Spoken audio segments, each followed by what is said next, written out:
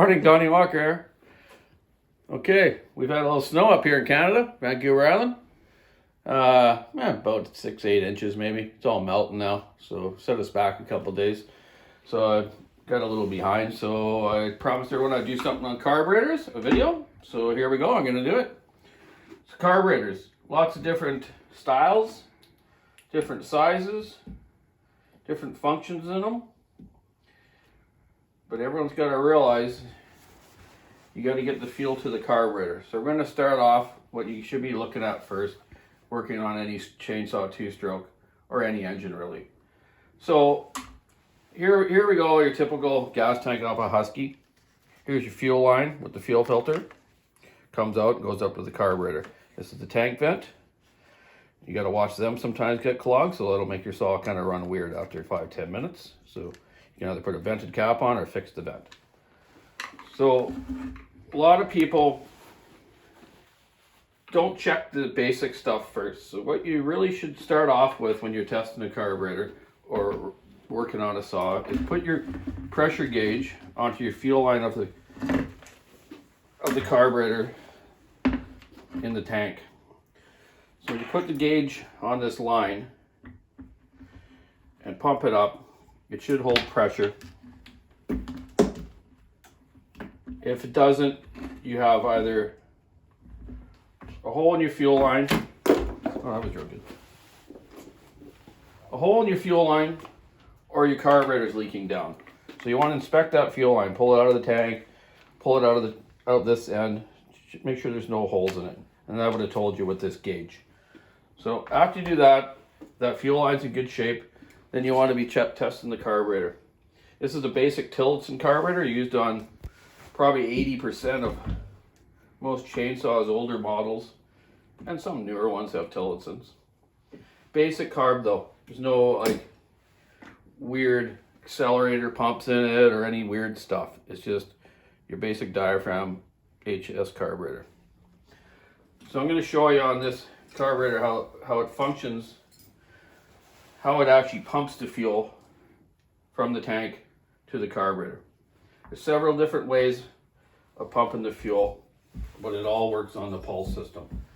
Right here, you come over here and look. Here's your line type pulse, which this line will come from the cylinder base or the crankcase and connect to the carburetor to a fitting on it. So that's the one style of pulse. The other style is the internal hole pulse, which takes your vacuum pressure from the motor through this hole, through the hole of the carburetor, and runs your fuel pump diaphragm. If you're not sure you got good pulse, first thing you can do is put a little bit of oil on your holes, turn the motor over, and you should see the oil pulsing out of there. Goes the same for each design.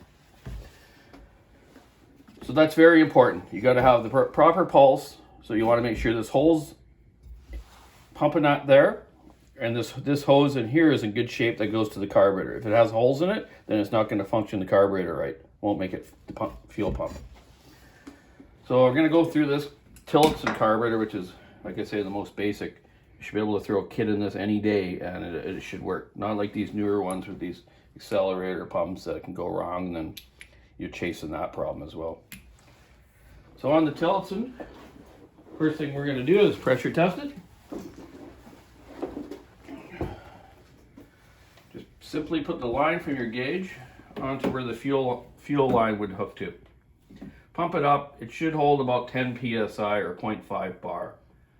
If it doesn't hold, then you got something leaking. So you want to spray a little gas or penetrating oil around your gasket surfaces and see if it's leaking out of the covers. If it isn't, then you more than likely have a needle leaking in the carburetor. So after you've done that test, now we're going to take it apart and just look for debris in it or hard diaphragms or a leaking needle. So I always start off first by taking the metering diaphragm side off. So you got 4 screws in this cover. Each side has 4 screws. This is our metering side of the carburetor, which is the more flat plate. where your needles are, adjustment needles, low speed, high speed, and an idle. This diaphragm, this system is hooked into the fulcrum arm or needle arm. Everyone's got a different name for it. So you want to check that, make sure it's movable, it's pliable, moving around okay. Not like this one here. I brought this example. Listen to this. Crispy critter. So if that's like that, obviously that ain't gonna open that needle. So yeah, visually looking at it, yeah, appears pretty clean in here. Welsh plugs are in place. This is your low speed Welsh plug, your high speed Welsh plug. And you can take these out, and in the service kit Tillitson provides, they give you new plugs. And you can punch them down, tap them in very lightly until they're seated again. This is your low speed needle and your high speed. But right now I'm going to show you on the metering needle if it's leaking. So again, pump your gauge up. If it's leaking down, you'll see bubbles coming up this needle that I put this fluid on, like so. Okay, if it's bubbling like that, you know that your needle's leaking. Okay, so now we're going to take that out, but we're going to take our other side off now too, just to see how we're doing there. So onto the other side, fuel pump side. 4 screws again, but I already had a couple out, so I'm cheating. Again, visually look. That's your pulse area. And like I said, the pulse on this carburetor is internal. It goes through the feed hole from the motor, and it's going to pump this little diaphragm up and down and allow the fuel to get to your metering chamber. Now, the way it pulls it is when the choke's on and you're pulling the saw over, the pulsation is pumping this diaphragm and getting that fuel there, and then it'll finally pump enough to get through our idle circuit hole here. And there's our idle hole there. As you can see, the throttle's not open, so that's your idle. So it'll pull enough fuel through there so it'll at least fire and start.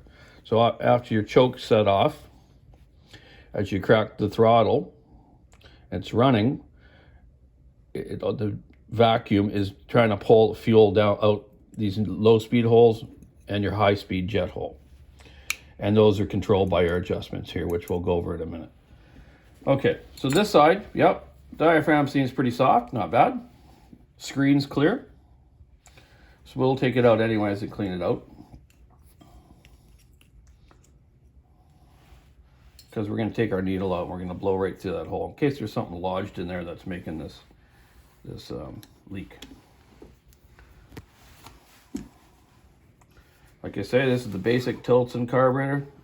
Super simple. You take these Welsh plugs out, clean those holes, and make sure this needle's not leaking, and these carburetors work all the time. Very rarely. Okay, so yeah, now I'm going to take the needle out and the screens out of it, and we'll just make sure, use some compressed air, blow through, make sure the hole's clear, and that's from your screen side of the fuel pump side, and there's where your needle goes down in there. So it looks pretty clean, no corrosion there. So we're going to reassemble it now. We're not going to use new diaphragms because it doesn't need it. I'm going to put our screen back in. I always do the fuel pump side first. I'll get my screen in. Diaphragm.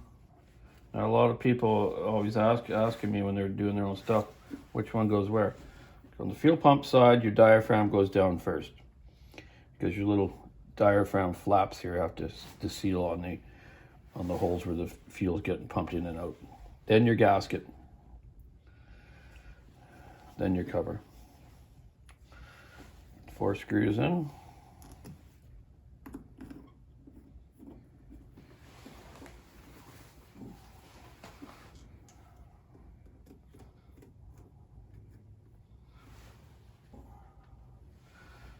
I brought a couple other carburetors along. I'm going to show you in a minute here after we do this.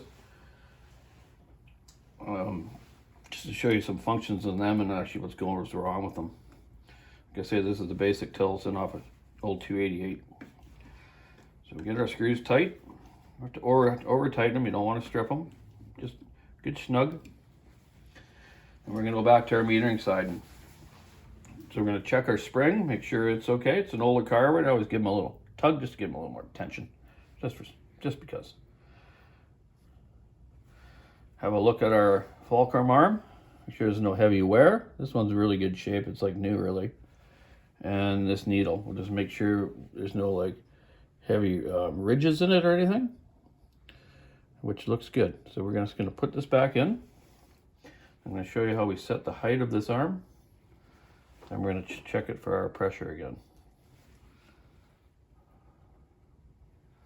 You got to have little fingers and just take your time with this. Done lots of them, so it's pretty easy for me.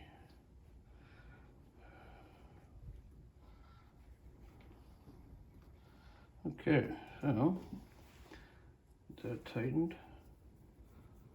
Same thing over here. Okay, make sure it's moving up and down. Our spring's in good shape. Now we're going to check our level of our Vulcan arm. This is like adjusting the float on a car carburetor. So you have these different gauge setters. This is for wall world carbs, all your series of carburetors. It tells you your series of carburetors on each side. WB, HB, HEC, blah, blah, blah. Zama, same deal for different carburetor series.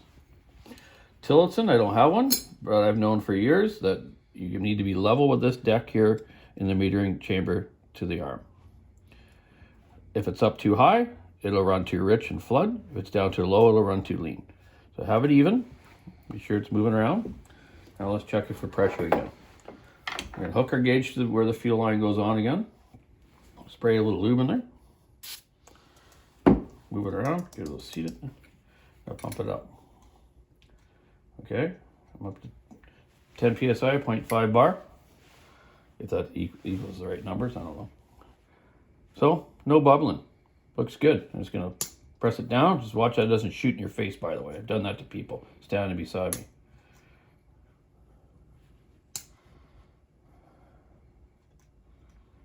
So yeah, seems to be holding good. This carburetor is okay. So I'm just going to take the line off now.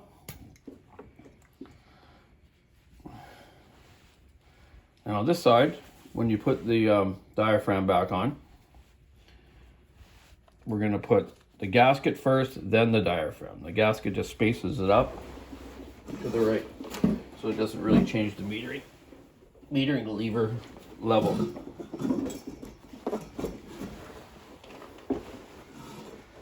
Okay, so get that back on. And the diaphragm, some style of diaphragms don't have this little knob here that hooks into the fulcrum arm. Some just lay on top. Stills are like that. Some Huskies are too. This one has that though, so you got to make sure you get that little piece into the fulcrum arm here. Line it up in there. Your diaphragm on. Your cover back on. Your 4 screws. So like I say, this is one of the most basic carbs. This thing should work fine. I'm just going to go over the general settings of it, then explain to you on that as well. General settings on most Tillitsons of this series is usually roughly 1 1/4, 1.5 on the low, and about 3/4 to 1 on the high. And you know, that depends too on your motor, the porting of it and stuff, and some different series of carburetors. That's a general setting. I'm not saying that's what it's going to be. So once it's back together, just going to make sure everything's good.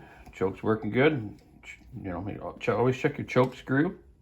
Had some of those come loose and go in an engine. That wrecks a good motor. Check your other throttle plate screw. All good. So we're going to put our general settings now. Obviously not going to run this on the saw today, but we'll show you another time on how to tune the carburetor when it's on the saw. Okay, so on this carburetor as well, as I just noticed, is it's one of the older ones that Husky on this Tillotson had a governor, a speed limiter, rev limiter, right here on the side of the carburetor. So this big brass plug, we would take these out. I mean, my dad would put just like a Welch plug like this, is for your high-speed circuitry. Put that down in that hole and screw that back in. That eliminates that governor. Your settings will be a little different, but you just got to make sure you don't over rev the saw. So yeah, that's your basic Tillotson. This carburetor is off a 395. It's got the external pulse line, so you want to make sure that's in good shape, and your just general settings there as well. So just remember, when you are doing any fuel system, is to do what I was explaining. Start from the fuel filter, and you work your way to the carburetor. Fuel line's got to be in good shape. Pulse has to work. Pulse line has to work, and the diaphragms can't be hard, and the needle has to seal. You also got situations where people will put a wrong gasket on the cylinder here on the intake. This is off a 394. But it happens on every other type of saw that has the internal pulse hole. People put the wrong gasket on, so it covers the hole, so it won't work right. And you got to watch on your base gasket too. Some like the 394 has the pulse hole into the crankcase. There's the case gasket, so that's got to be put down right, and no glue in that hole. Okay, so that's pretty it. That's the basic carburetor. So I was going to show you this one off a 200T, which we've had many issues through the years, and a lot of people around have. So this carburetor is a Zama. All the functions kind of the same, except for it's got this accelerator pump system here on the throttle shaft. There's a little plunger in there with a little O-ring. It's like a little seal. And if you get a saw that's idling fast or dying out, the first thing we do on these little 200s, we put new seals in them.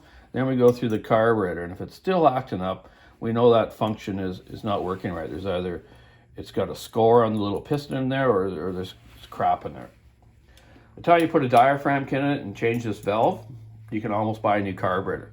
So a lot of times we'll put new carburetors on them. You can fix this though. Right here, there's a little Welch plug. Just a little oval one here. You take that out. It comes in your repair kit too when you get it. A lot of people don't know what it's for. Take that out.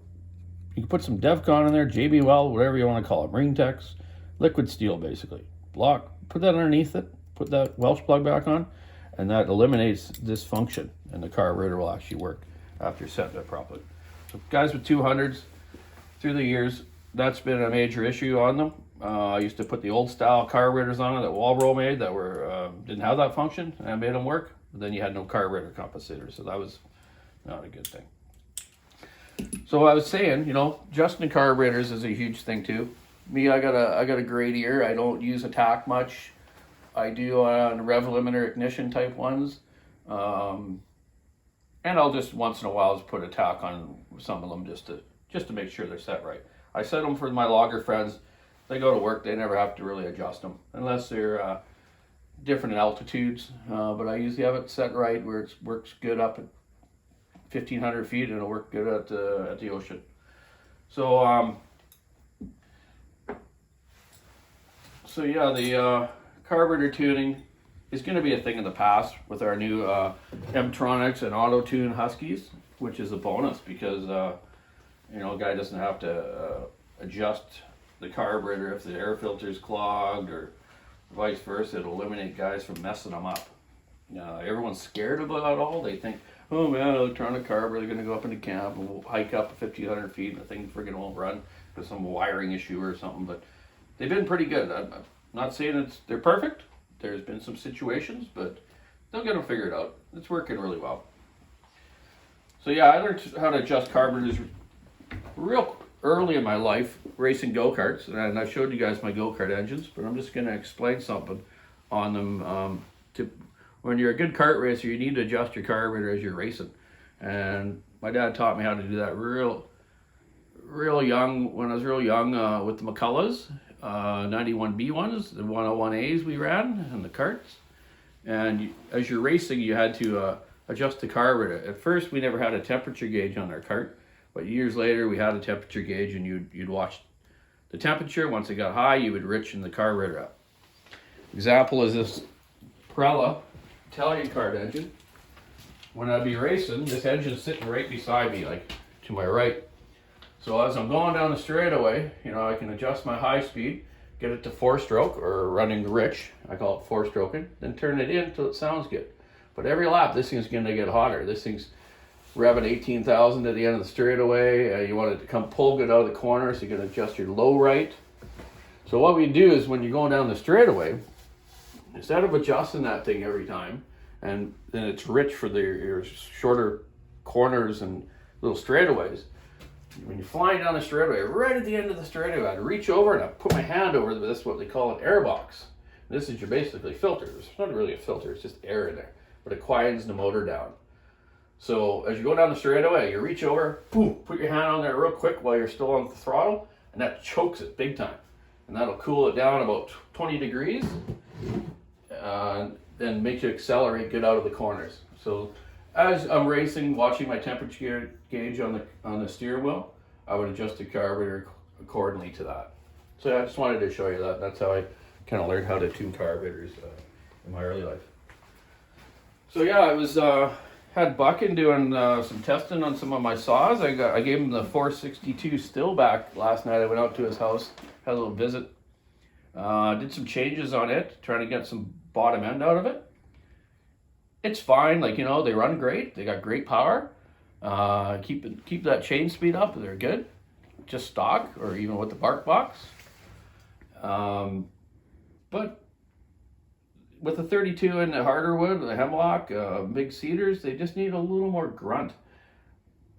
So I'm just done another change on it, and I gave it back to Buckin, like I said last night, and we'll see how he makes out with it today. He was going to go out and follow a couple trees, and now he's had it in his hands.